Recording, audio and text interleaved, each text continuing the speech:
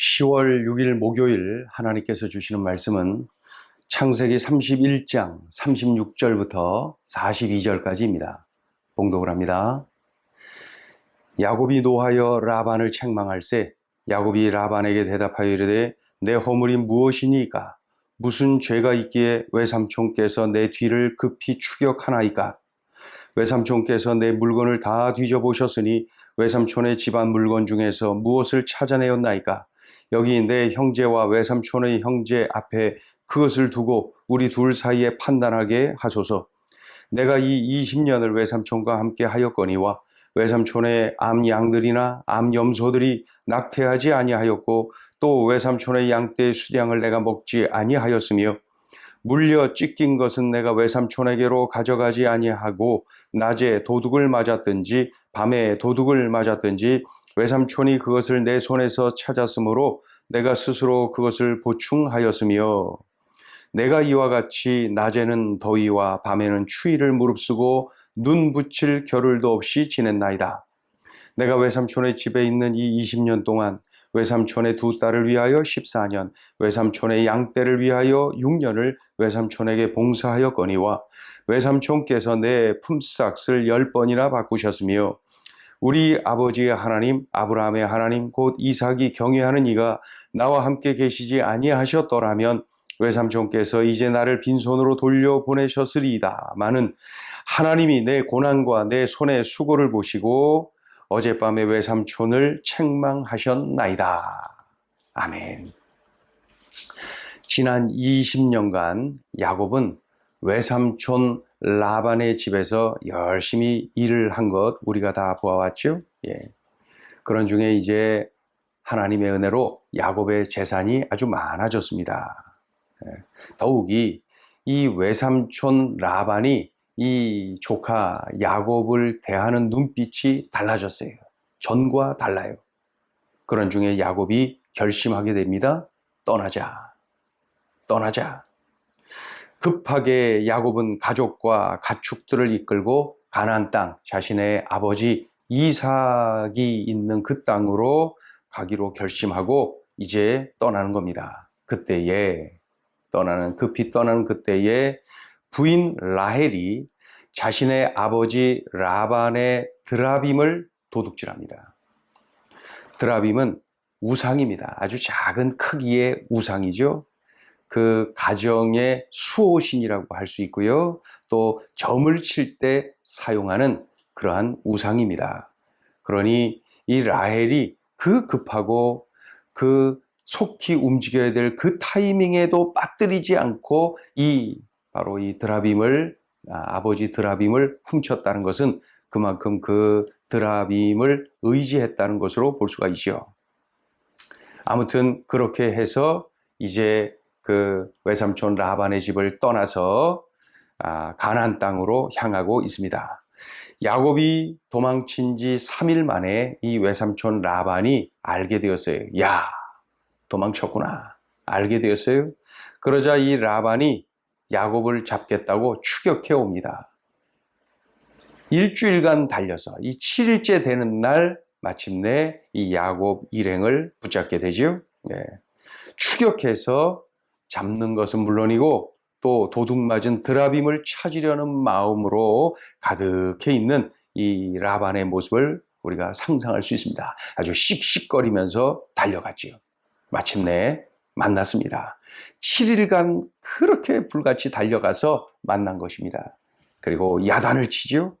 그리고 우상 드라빔을 찾으려고 막 이방 저방 여기 그 텐트 이곳저곳을 마구 뒤지는 거예요. 그러나 라헬이 잘 숨겨놨기 때문에 찾지를 못합니다.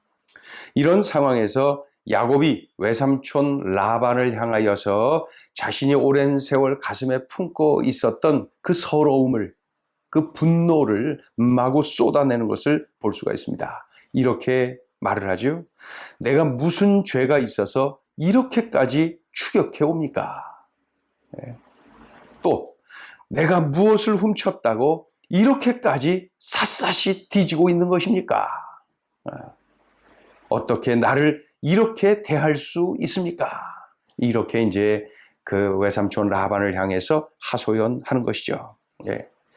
그런 후에 이 야곱이 외삼촌을 향하여서 이렇게 말을 합니다. 이 말은 20년간 자신이 담고 있었던 그 서러움을 드러내는 그러한 말이죠. 내가 20년 동안 외삼촌의 가축을 얼마나 잘 돌봤는지 아시지 않습니까? 물려 찢겨 죽은 가축들, 또 낮이나 밤이나 도둑 맞은 가축들, 그거 제가 다 외삼촌께 배상했습니다. 그렇게까지 말을 하죠. 예. 38절부터 40절까지 읽어볼까요? 38절부터 내가 이 20년을 외삼촌과 함께 하였거니와 외삼촌의 암양들이나 암염소들이 낙태하지 아니하였고 또 외삼촌의 양떼의 숫양을 내가 먹지 아니하였으며 물려 찢긴 것은 내가 외삼촌에게로 가져가지 아니하고 낮에 도둑을 맞았든지 밤에 도둑을 맞았든지 외삼촌이 그것을 내 손에서 찾았으므로 내가 스스로 그것을 보충하였으며 내가 이와 같이 낮에는 더위와 밤에는 추위를 무릅쓰고 눈 붙일 겨를도 없이 지냈나이다. 이렇게까지 외삼촌의 재산을 잘 돌봤다는 거예요. 때로는 내가 배상해 가면서까지 돌봤다는 것입니다. 그 정도로. 이어서 야곱이 중요한 사실을 말을 하면서 외삼촌 라반에게 마침내 울분을 터뜨립니다. 뭐라 그래요? 그렇게 봉사했거늘 외삼촌은 내 품삯을 10번이나 바꾸지 않았습니까? 이 말을 얼마나 하고 싶었을까요?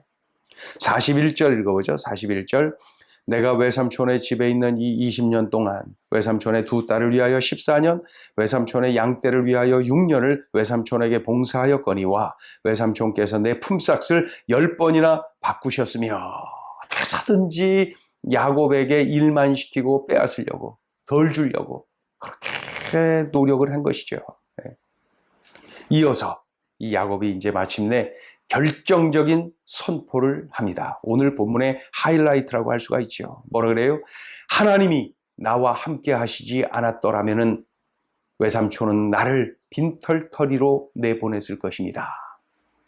하나님이 나를 다 아시고 하나님이 나를 다 보시고 도와주셨습니다. 우리 42절 읽어보죠. 우리 아버지의 하나님 아브라함의 하나님 곧 이삭이 경외하는 이가 나와 함께 계시지 아니하셨더라면 외삼촌께서 이제 나를 빈손으로 돌려보내셨으리다마는 하나님이 내 고난과 내 손의 수고를 보시고 어젯밤에 외삼촌을 책망하셨나이다. 하나님의 은혜가 아니었으면은 외삼촌이 나를 빈털터리로 내쫓았을 것입니다. 그런데 하나님이 다 보시고 하나님이 다 하시고 나를 도와주신 거예요. 때로는 외삼촌을 어젯밤 책망하시기까지 하지 않았습니까?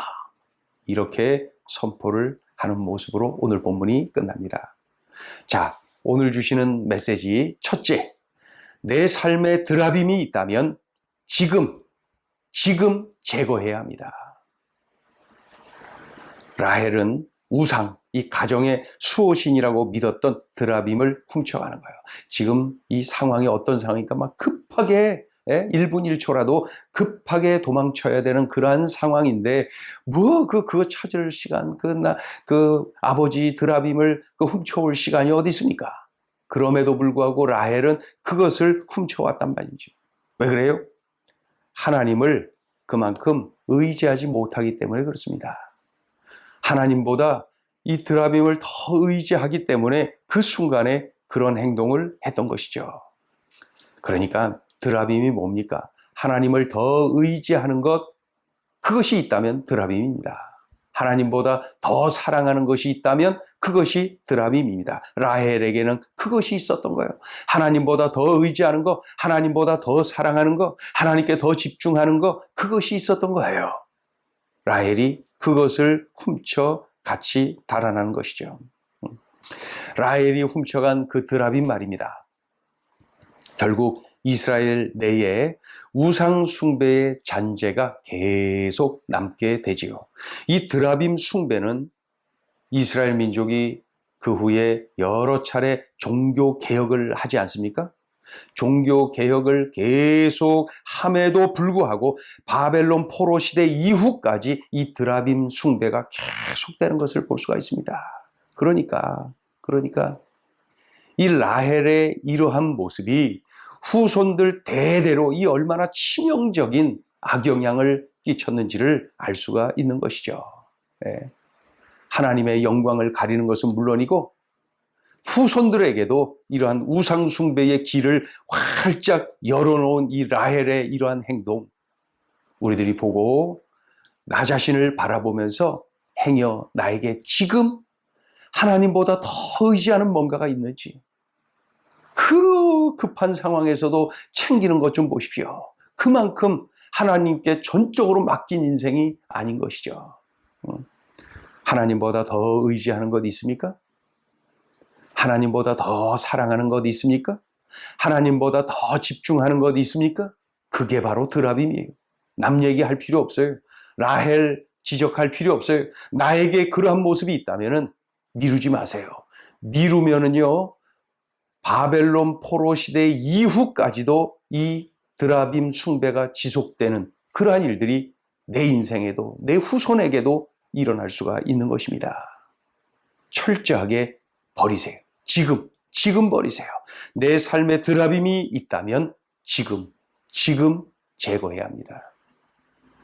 자, 둘째 주시는 메시지, 하나님의 은혜를 감사하고 간증하라. 야곱이 외삼촌 라반에게 가슴에 품고 있었던 서러움, 억울함을 막 쏟아내는 것을 볼 수 있죠. 그런 중에 야곱이 이런 말을 합니다. 하나님이 나와 함께 계시지 않았더라면 외삼촌이 나를 빈털터리로 내쫓았을 것입니다. 감사하게도 하나님이 나를 다 보시고 하나님이 나를 다 아십니다. 그래서 어젯밤에 외삼촌을 책망하신 것입니다. 이 결정적인 순간에 야곱은 자신을 드러내지 않고 자신의 막 감정에 그냥 호소하지 않고 하나님의 은혜, 임마누엘 하나님을 드러내는 것을 볼 수가 있죠. 이게 믿음이에요. 드러내서 어떻게 해요? 감사라고 하죠. 하나님의 은혜라는 거예요. 하나님의 은혜 아니면 나는 빈털터리로 쫓겨났을 거예요. 하나님의 은혜예요. 네. 하나님이 도와주시지 않았으면은 나는 외삼촌에 의해서 쫓겨났을 것입니다. 빈털터리로. 그런데 하나님이 날 보고 계셔요. 하나님이 나를 다 알고 계세요. 하나님이 나를 다 지켜주시고 인도하고 계세요. 그래서 이러한 감사와 간증을 터뜨리는 야곱의 모습을 볼 수가 있지요. 믿음의 사람의 모습입니다. 믿음의 사람은 이런 결정적인 순간에 나의 어떠한 노력, 나의 어떠한 시력을 이렇게 드러내는 것이 아니라 하나님의 은혜를 드러냅니다. 하나님의 함께하심을 드러냅니다. 하나님의 도우심, 하나님의 은혜, 하나님의 능력을 드러냅니다. 감사합니다. 간증합니다. 이게 바로 믿음의 사람의 모습입니다. 다 하나님의 은혜. 나는 이런 상황에서 하나님을 드러내고 있는 겁니까? 하나님께 감사를 드리고 있는 것입니까? 하나님의 은혜를 간증하고 있는 것입니까? 오늘 우리는 야곱을 통하여서 들려주시는 하나님의 귀한 음성을 듣고 이 말씀을 나의 삶 속에서 살아내야 되겠습니다. 하나님의 은혜를 감사하고 간증하라. 기도합니다. 하나님 아버지 감사합니다. 그 절체절명의 위기의 순간에 야곱은 하나님의 은혜를 기억해내고 하나님께 감사를 드리고 하나님의 은혜와 능력을 간증하는 모습을 볼 수가 있습니다. 하나님, 그저 드라빔 훔치고 드라빔 의지하는 그러한 연약한 사람의 모습이 아니라 전적인 하나님의 은혜, 전적인 하나님의 인도하심, 함께하심, 보호하심, 축복하심을 의지하며 하나님께 집중하는 우리의 삶이 되게 하여 주시옵소서. 하나님, 오늘 들려주신 말씀 내 삶에 잘 적용하고 꼭 이렇게 살아내게 하여 주옵소서. 예수 그리스도 이름 받들어 감사하며 기도 올리옵나이다. 아멘.